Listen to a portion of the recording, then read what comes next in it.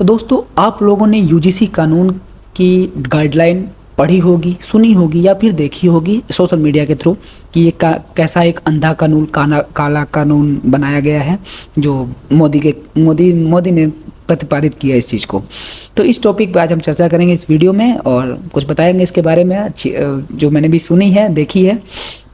नमस्कार मित्रों, स्वागत है आपका मस्ती भरे ब्लॉग में। और इस चैनल पर केवल उन्हीं टॉपिक पर बात होती है जिनके बारे में शायद आपको नहीं पता है। जैसे कि आज का टॉपिक है यूजीसी का एक काला कानून जो कि एक जाति को टारगेट करता है और एक जाति को खुल के छोड़ देता है। ठीक है दोस्तों, इस कानून के बारे में आप लोगों ने देख लिया होगा।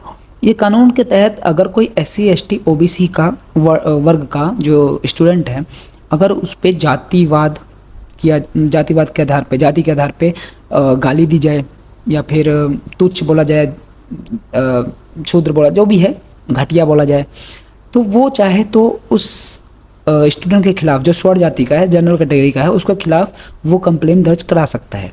और अगर करा दिया तो उस जनरल वाले स्टूडेंट की डिग्री रद्द हो जाएगी, उसका करियर चौपट हो जाएगा, वो कभी पढ़ाई नहीं कर पाएगा उसके बाद, मतलब ज़िंदगी झंड। ठीक है, बट अगर ये अगर मुकदमा केस किया है, अगर वो झूठा निकला तो जो किया है OBC ST SC वाला स्टूडेंट, उस पर कोई चार्जेस या कोई भी सज़ा उसको नहीं होगी। मतलब आप होता है ना कि मैं कितना भी कांड कर दूं, मैं तो भैया विधायक हूँ, मेरे पे कोई केस नहीं हो सकता। ठीक है, अरे हुआ था ना उन्नाव वाला, हम जान ही गए होगे भाई, कितना बताऊँगा मैं। तो ये सिस्टम एक काला कानून है। और मेरे हिसाब से तो ये कानून इसलिए लाया गया है कि जो उत्तर प्रदेश में 2027 में चुनाव होने वाले हैं, अगर आदित्यनाथ योगी तीसरी बार लगातार मुख्यमंत्री बन जाते हैं तो वो PM बनने के कैंडिडेट बन जाएंगे, मेरे हिसाब से। लेकिन उस पद पे जाने के लिए कोई है जो उसे रोक रहा है, उनको रोकना चाहता है, जिसकी वजह से ये लागू किया गया ताकि आप इस साल 2027 में आप हार जाएं, और हार जाएंगे तो जाहिर सी बात है कि भैया नहीं बन पाओगे। ठीक है, ऐसा हो सकता है मे बी कि क्योंकि योगी आदित्यनाथ जो हैं उत्तर प्रदेश में बहुत सारे ऐसे बढ़िया काम किए हैं जिसकी वजह से लोग उन्हीं को वोट देते हैं, उन्हीं की वजह से BJP को वोट दिया जाता है यूपी में। बाकी हम BJP के किसी भी लीडर को नहीं जानते हैं, मोदी को छोड़ के हम किसी को नहीं जानते हैं, और मोदी को भी उसीलिए वोट देते हैं क्योंकि योगी उनके साथ खड़े हैं। अगर योगी हट गए तो जाहिर सी बात है मोदी की भी मतलब अहमियत घट जाएगी। तो मेरे हिसाब से ये भी एक बनाया गया है, मतलब किया गया है कि उनको हरा दिया जाए, क्योंकि 45% ऐसे उम्मीदवार हैं, MLA हैं, विधायक हैं जो स्वर्ण जाति से आते हैं। हालांकि 10% है यूपी में, उनकी जो जनरल कैटेगरी के लोग हैं वो 10% है मात्र, लेकिन वो विधायक और MLA हैं वो 45% राज करते हैं यूपी पे। तो अगर उनको हटाना है तो फिर करना ही पड़ेगा भाई, उनको दबाना है तो ऐसा करना ही पड़ेगा, इसलिए कानून लाया गया। लेकिन इस हिसाब से तो मेरे हिसाब से भाई, अगर किसी एक जाति को आप टारगेट करो, उनको नीचा दिखाने की कोशिश करो, और एक जाति को आप खुली छूट दे दो कि भैया तुम जो करना है करो, जितनी गलतियां करनी है करो, तुमको कुछ नहीं होने वाला, तो जाहिर सी बात है विनाशकारी विपरीत बुद्धि वाला हाल हो जाएगा। जब होता है ना कि देखो यार, विकास और विनाश एक ही नदी के दो किनारे हैं, लेकिन इन दोनों किनारों को जोड़ने वाला जो सिस्टम है ना, वो यही सिस्टम है भाई। उसी सिस्टम की बात कर रहा हूँ जो सिस्टम से आप चल रहे हो, ज़िंदगी जी रहे हो। तो अगर ज़्यादा विकास करने की सोच रहे हैं तो जाहिर सी बात है विनाश तो होगा ही होगा। यही हुआ है ना, SC ST एक्ट आया था पहले भी, जो कि इस चीज़ की मान्यता दिया गया था ताकि अगर कोई आपको गाली दे रहा है जाति के आधार पे, आपको कलुआ बोल रहा है, मतलब कलर के आधार पे बोल रहा है, या गरीबी पे आपको ताना मार रहा है, जो भी है, तो उसके खिलाफ आप मुकदमा कराएंगे तो जाहिर सी बात है उस केस हो सकता है। बट उसका कोई रिस्पॉन्स नहीं था। बट अभी रिसेंट एक केस आया था जिसमें कि एक कॉलेज की स्टूडेंट थी, स्वर्ण जाति की लड़की, उस पर एक दलित जो लड़का है जाके बोलता है, प्रपोज करता है, और वो रिजेक्ट कर देती है लड़की, बोल के कि भैया पढ़ाई करनी है अभी मुझे। तो ये क्या कहता है, तुम्हें तुम्हारी औकात दिखा दूंगा, और दिखाया भी। हालांकि एसिड वैसिड नहीं मारा भाई, मतलब धमकी वमकी अलग थी। इसने जाके केस लिखवा दिया।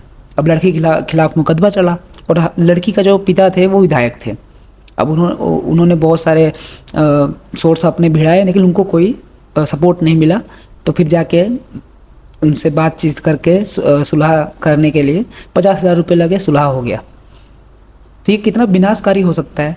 अब लड़की पढ़ रही है भाई, उसको जाके आप प्रपोज मारो और वो रिजेक्ट कर दे तो आप उसकी औकात दिखा दोगे।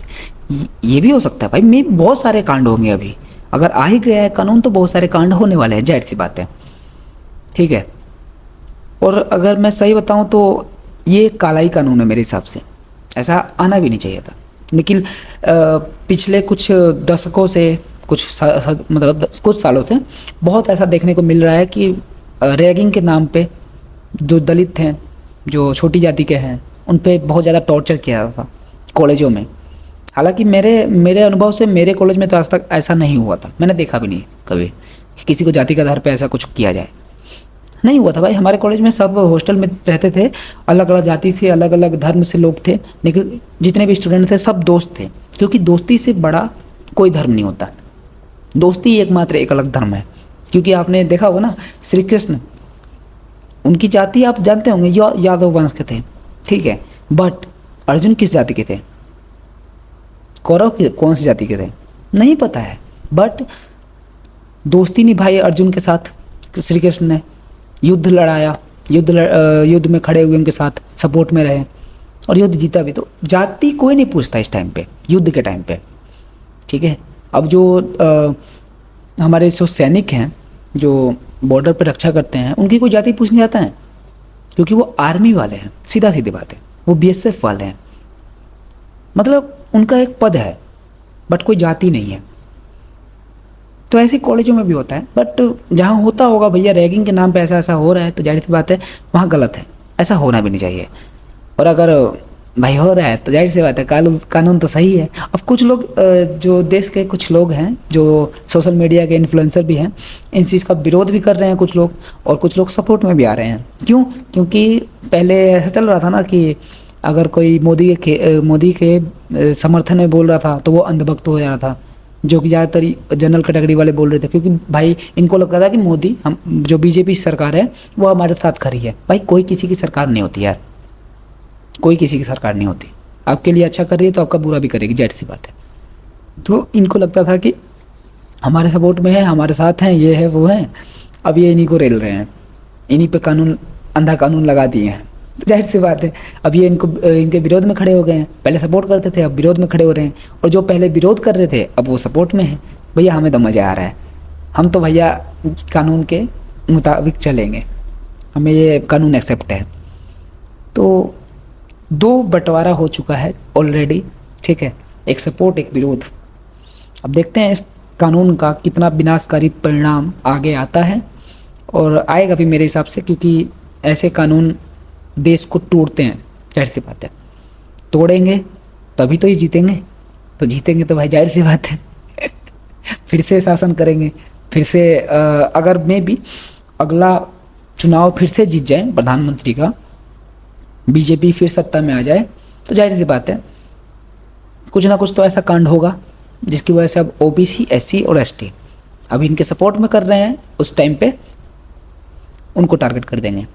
तो उस टाइम पे कितना विरोध करोगे? नहीं कर पाओगे आप लोग, क्योंकि आप आम इंसान हैं, मैं भी एक आम इंसान हूँ, हम कुछ नहीं कर सकते यार। उनकी नज़र में हम एक सिंपल पर्सन, ना हम हिंदू हैं ना हम मुस्लिम हैं, हम एक ऐसे पर्सन हैं जिनकी औकात नहीं है उनके सामने बोलने की, जिनकी औकात नहीं है उनके सामने खड़े होने की, ठीक है। हम एक कहते हैं ना मच्छर हैं उनके सामने, चींटी बराबर है, तुच्छ प्राणी है एक, वो हमारे मालिक है। अरे भाई यू आर नौकर, यू आर सर्वेंट। हमने वोट देके, जो जनता होती है वो वोट देके उनको बनाती है प्रतिनिधि अपना, ताकि वो देश की सेवा करे, हमारे हित में कुछ सोचे, कुछ डिसीजन ले। लेकिन जब ऐसा डिसीजन घटिया आएगा तो जाहिर सी बात है भैया आपको अपने हिसाब से रहना पड़ेगा, हिसाब से नहीं कहूँगा, औकात में रहना पड़ेगा। तो आप जनता हैं, और आप क्या सोचते हैं इस बारे में, आप अपना ओपिनियन कमेंट बॉक्स में देना। बाकी मैं इस कानून के बारे में ज़्यादा कुछ बोलूँगा नहीं, मेरे हिसाब से तो ये घटिया कानून है, काला कानून है। पहले भी अगर मैं बताऊँ तो अगर कोई भी बनाया हुआ सिद्धांत या कोई भी, जैसे आप किसी सिद्धांत, किसी थ्योरी को उसमें अगर हस्तक्षेप करेंगे तो वो पूरा परिवर्तित हो जाता है। जैसे न्यूटन्स का लॉ है, उसमें आप क्या बदल सकते हैं? अगर बदल दिए तो उसका लॉ का कोई मतलब ही नहीं होगा ना यार। ग्रेविटी का कहाँ चली जाएगी? आसमान में नहीं ना। तो जो बनाया गया है पहले से, वो किसी ना किसी चीज़ को सोच के ही बनाया गया था। अब अगर आप उसमें हस्तक्षेप करेंगे तो उसका दुष्परिणाम हो सकता है, जाहिर सी बात है। तो अगर परिणाम आपको लेना है, देखना है, तो जाहिर सी बात है इसको थोड़ा सा देखिए। कुछ सालों में इसका दुष्परिणाम, विनाशकारी परिणाम आएगा आपके सामने, ठीक है। बाकी इस केस को भी दबाने के लिए दूसरा केस उठा देंगे, तो देखते हैं कौन सा केस आता है। बाकी आपको जैसा लगता है उसका जवाब मुझे कमेंट बॉक्स में देना। बाकी मेरा ओपिनियन तो आप समझ ही गए हैं, और अगर वीडियो अच्छी लगी हो तो लाइक कर देना, और चैनल पर नए हैं तो सब्सक्राइब भी कर लेना। अगर टॉपिक को बारे में आपको चर्चा सुनने में अच्छा लगता है या कुछ जानकारी लेने में अच्छा लगता है तो और हाँ, बस शेयर भी करना उन लोगों को जिनको ये नॉलेज अभी तक नहीं मिली है, जिनको नहीं पता इसके बारे में कितना ख़राब कानून है, लेकिन उस चक्कर में पड़े हुए हैं, तो उनको ये भेज देना, ठीक है। तब तक के लिए धन्यवाद। मिलते हैं अपने नेक्स्ट टॉपिक में।